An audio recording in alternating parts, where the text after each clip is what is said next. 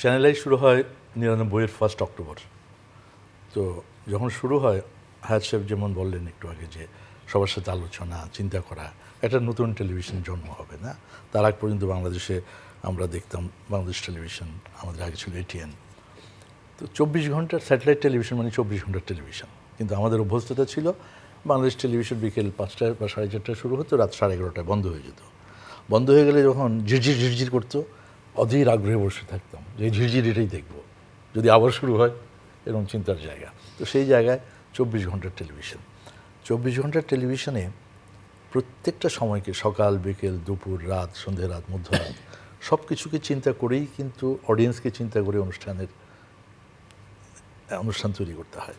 যে দুপুরে এক ধরনের অনুষ্ঠান থাকে, দুপুরের পরে হাউসওয়াইফদের জন্য অনুষ্ঠান থাকে, হ্যাঁ, কারণ ওই সময় তারা খাওয়া দাওয়া শেষ করে একটু রেস্ট নেয়।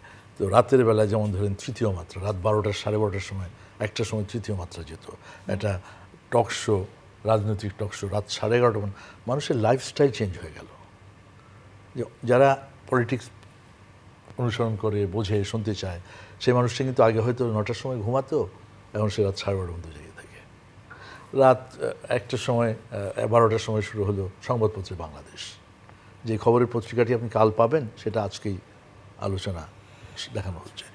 এই যে ব্যতিক্রম জিনিসগুলো, এগুলো চ্যানেল আই প্রথম শুরু করে। বিকজ এক এক সময় এক এক দর্শক, একটা টার্গেট গ্রুপ থাকে।